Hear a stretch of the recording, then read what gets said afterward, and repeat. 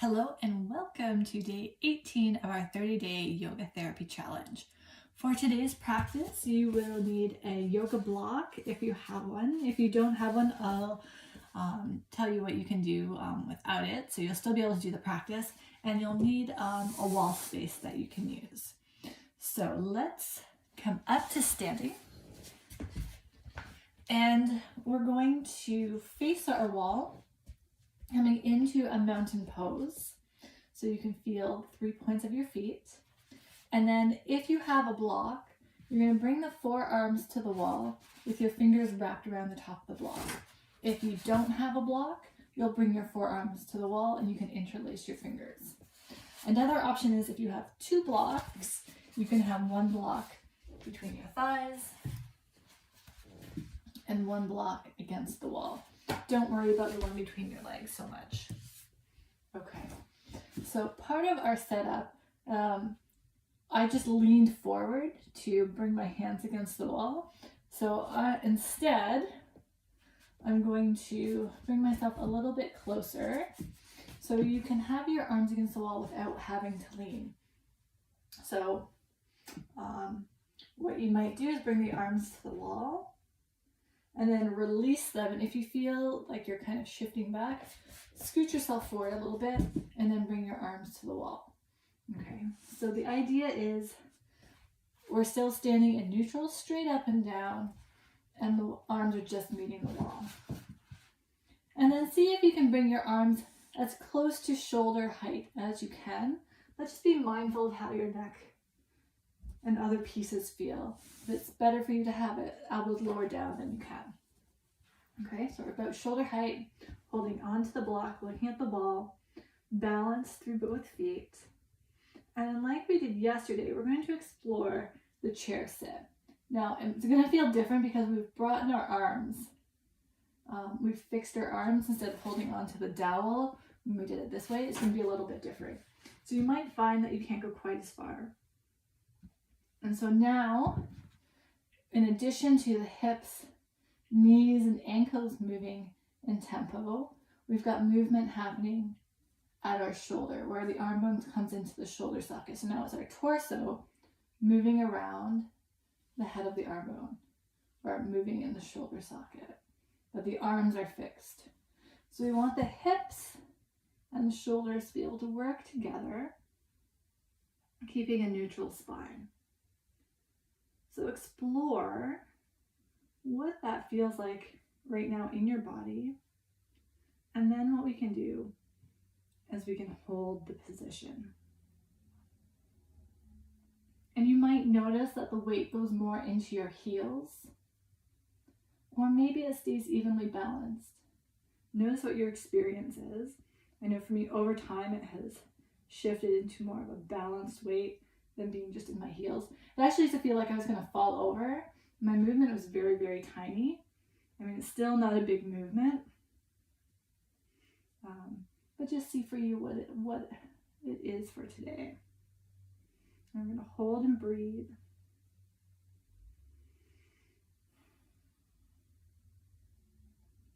And then let's come up, lift from the bum crease like I suggested yesterday in the chair pose or that squat. Lift from your bum. So the effort's in the legs. You're not pulling yourself up from your arms. Let it be in the legs. And then we can release the arms down. Set your block down for a second. Or actually, keep it in your hand. Keep it on your outside hand. So stand with one shoulder to the wall. Find your mountain pose.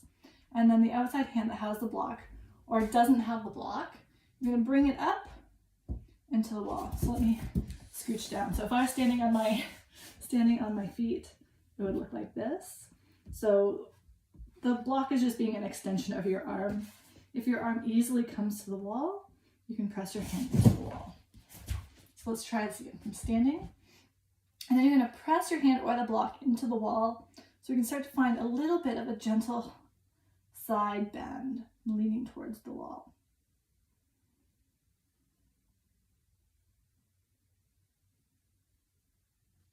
And then come back up, and then turn around and do the same thing on the other side. Start by finding your mountain pose. Hand block in the outside hand if you're using it. Arm comes up, block or hand to the wall, and then press the hand or block into the wall as you find your side bend.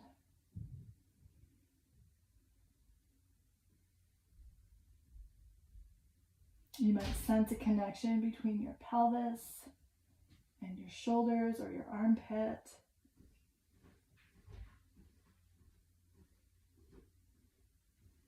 And then let's release the arm down. And we're going to come back into that same wall sit again. So get close to the wall so your forearms can meet it. The other option is you can bring your forearms up and then scooch forward until they touch. Good.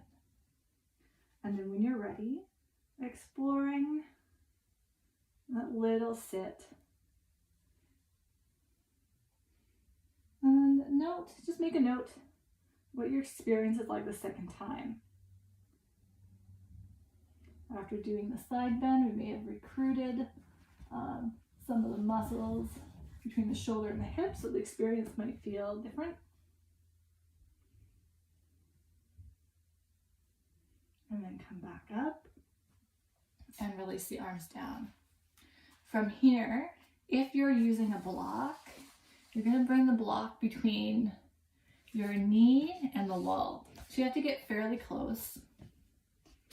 And we want to be able to stand in the mountain pose, legs neutral, and then keep pressing that leg. So I have it against my left knee.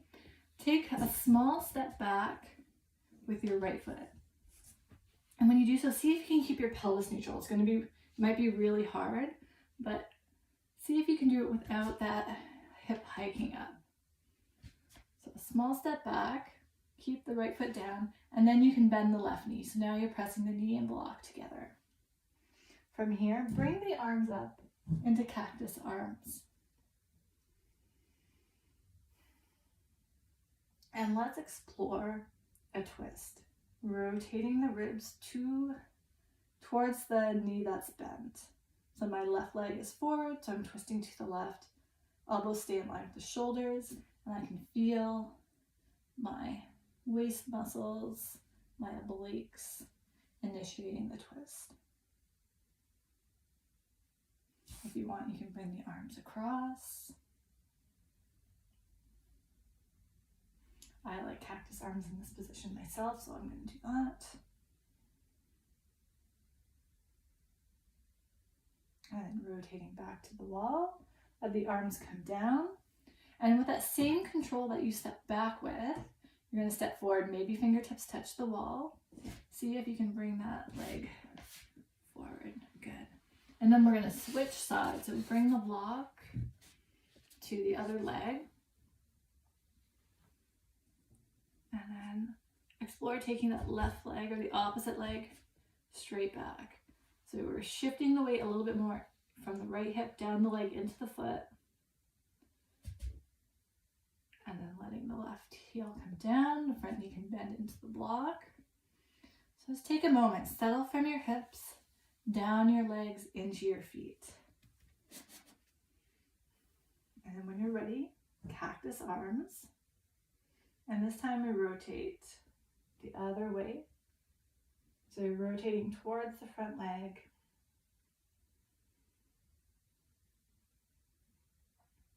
And if you notice that the legs or the hips kind of follow the twist, if you lost the twist, just come back and reset and go a little bit smaller.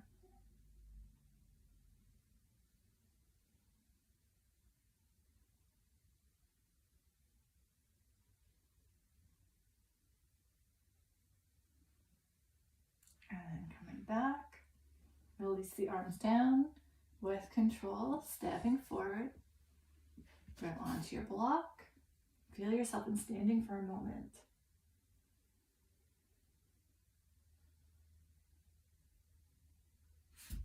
And then let's come back to that wall chair sit again. So you're going to bring the elbows up to shoulder height, holding the block in the hands against the wall, feeling the 3 points of the feet. Notice your breath, right? Notice how we're not just rushing into the movement to create a shape for the sake of a shape or for the sake of a stretch. We're being mindful about how our parts connect and what they feel like when we move. Easy breath. Hips, knees, ankles, shoulders. And if you notice that the knees went but the hips didn't, or the hips went and the knees didn't, just come back up and then try it again. So this is another one that can be helpful to watch yourself either on your phone or in a mirror.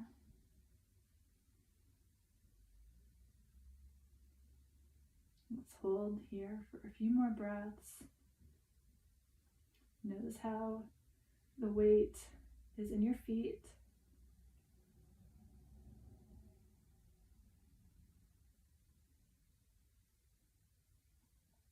Notice the effort in your abdomen without having to engage it, right? It just automatically engages.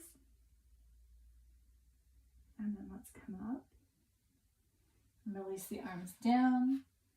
And then in standing, noticing how you feel. Beautiful.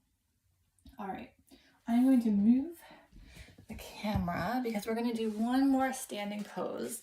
And this is going to be similar, if not the same as what we did yesterday with the pelvis rotation, but we're just going to start from a different place. So what I meant by pelvis rotation is moving the pelvis on the leg bone, so the legs are more fixed. So let's set this up by bringing the legs wide, and we're going to rotate one leg out. So if you can, keep the pelvis quiet, rotate the right leg and let the foot come down, and then bend the knee.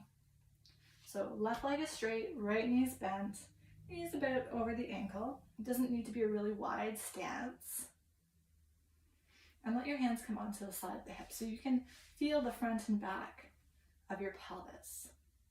And then what we're going to do is we're going to turn the pelvis, we're going to rotate the pelvis on that front leg, on the knee that's bent. So this leg is fixed. You might even press the outside of your thigh into your hand.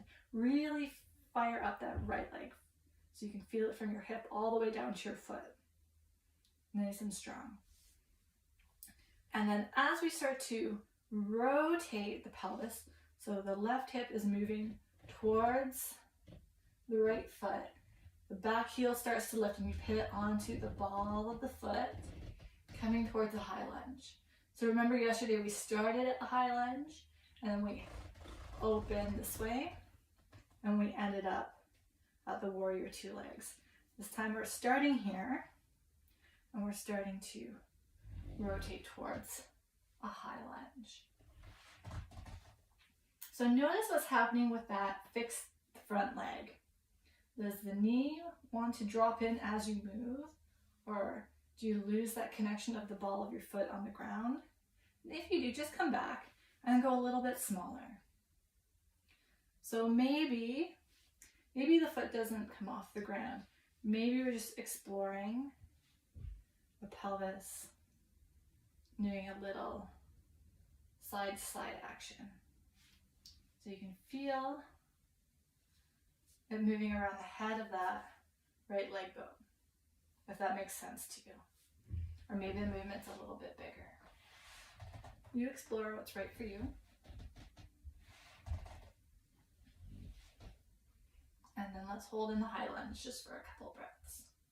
And it's not a perfect high lunge, like my toes are not facing the same direction, which is fine for what we're doing right now. And then we'll straighten the right leg and rotate it back to center. And then we'll do the same thing on the other side. So keeping the pelvis quiet, left leg rotates out, bend the knee, knee over ankle. And then let's bring some awareness and presence into that left leg. Press the outer thigh into your hand, and sensing your whole leg from the top of your hip or from your groin all the way down to your foot. Nice strong leg. And then hands come onto either side of the pelvis. And then just start with small little movements, thinking about how that pelvis is moving around that left leg bone. Maybe moving towards a lunging position.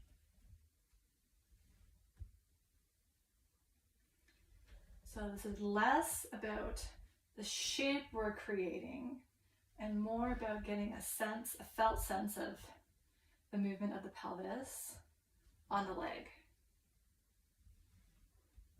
Does it feel tight? Does it feel stuck? Are there other parts of the body that are initiating the movement? What are you noticing?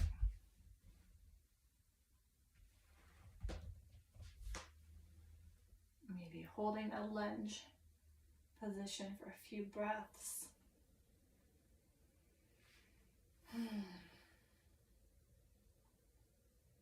right, nice work.